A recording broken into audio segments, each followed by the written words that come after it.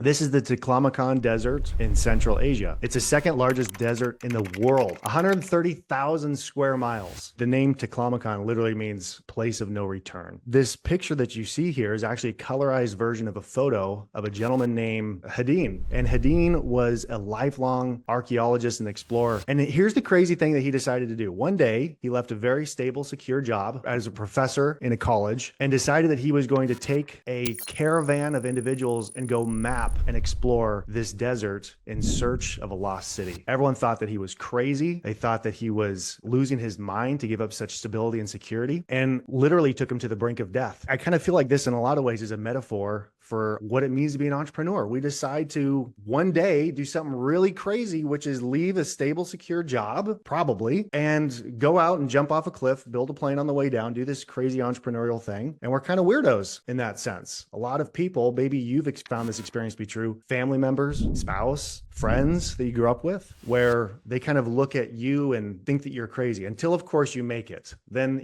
wow, you're really lucky. Well, Hadeen, while he was exploring, when they were literally on the verge of death, almost, it sounds like right out of a movie, they came across an oasis that literally saved their life right at the very moment. It got him just the strength and energy that him and his team needed to kind of carry on. And I also believe this is a metaphor for these moments that you have in business where you have some point of clarity of exactly what you need to do. And the epiphany moment for me in my business, when I was very, very stuck in this DIY death trap for years, was when I saw a photo of another man who had a company just like mine, window cleaning, exterior cleaning, and he had a freaking fleet. I could not even believe it. I grew up with a dad that was an owner operator with 0 employees for 33 years. That was literally his career. But until I kind of saw what was possible and had a moment of clarity and then started getting really great coaching, like what Roofing Business Partner offers, then we started to grow. And we grew from 0 employees to 70 employees over the course of the next 5 years. So this is my exterior cleaning company in 2018. And this business here, I was working about 5 hours a week in the business. I had a director of marketing, admin, production, and sales that covered everything. And I would meet with my directors once a week. I'll tell you right now, I'm a homeschooled kid, not go to college. I have no idea what I was doing in growing this business. I had to rely on people much smarter than me, including people that I would hire on my team that were much smarter than me, better at production, better at operations, better at systems creation, better at task lists.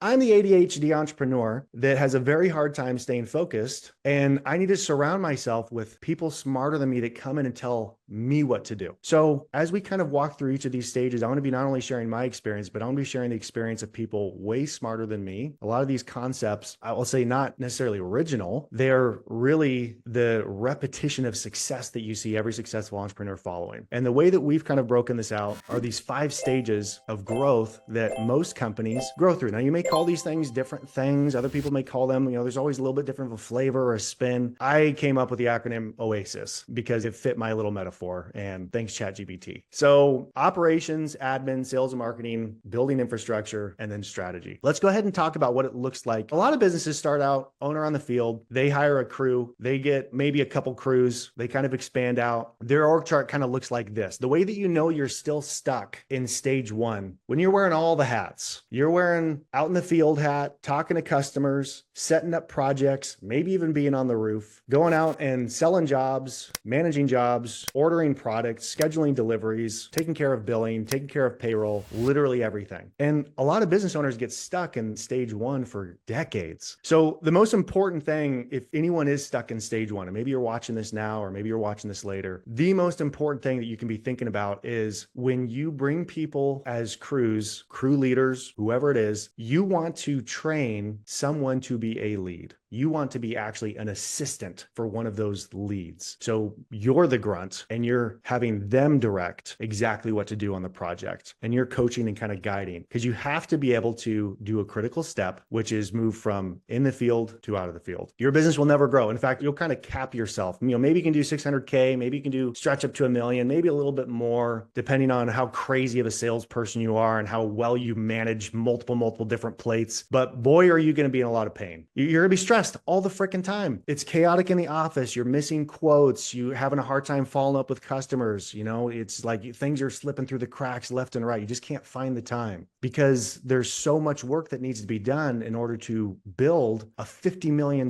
company. It's a lot of bodies. It's a lot of systems, a lot of processes, and you can be stuck in stage one for a long, long time. Now, how do we get out of stage one? We get out of the field. We get out of operations. We maybe bring on some people in the office to kind of help us with the administrative side of the business. When you're in stage two, you're probably at this point a project manager, a salesperson, maybe coordinating some stuff. Maybe you're still doing some kind of production management where you're meeting with some leads or maybe your foreman or something, but you're keeping your crews busy. You have someone in the office that's helping out. Other than that, you're still doing a lot. And these types of positions where you have an operations manager, this is how you start kind of growing into that next stage where you're focused more on your sales and marketing. You have the infrastructure needed to maintain your business. You have the operations side of the business covered, whether that's a submodel. You have project managers, project coordinators working with your customers. You have someone in the office that's taking care of payroll and bookkeeping and scheduling and dispatching. And then sales, over on the sales side, you hire your first salesperson. So stage four, this is as we start kind of growing and developing and becoming a little bit more mature of an organization. You have your crews. Maybe you have some middle layer managements, operation managers, coordinators, directors, project managers, your admin. You start building out your CSRs. Potentially we have our salespeople, canvassers. You have your sales organization, maybe a marketing manager or a marketing coordinator to work with your vendors that you're working with, your agencies, as well as manage some in-house communications with, lists and partnerships and other individuals with local businesses. This is really where you can start kind of like scaling. But if you're missing this infrastructure layer, all these direct reports are coming up to you. And if you as an owner have all these salespeople, all these canvassers directly reporting up to you, and you don't have someone that comes in and expertly knows how to build a sales team and has the systems and structure in place to be able to manage that for you, to hire and fire, and you're the one that has to do all of that stuff, that may be a game-changing position for you. Or if you have a lot of people with your project managers and operations managers that are all direct reporting up to you, that may be a key position for you. This infrastructure stage, not only are we working on putting more robust systems in place so that things can run more smoothly without us. Now, you still have more room to grow. If you've done this in one market, you can do this in a ton of markets. And this is how these companies really scale that you see that are just doing these crazy numbers. They're not running $100 million roofing company in one location. They're expanding. They have general managers that operate across lots of different markets. And in a lot of ways, you may have kind of seen this company that has one location and maybe they get to like 5 million, 10 million, but in that process, they become hardened. They have their systems in place, their processes in place. They have training programs. When they bring salespeople in, they do big group interviews.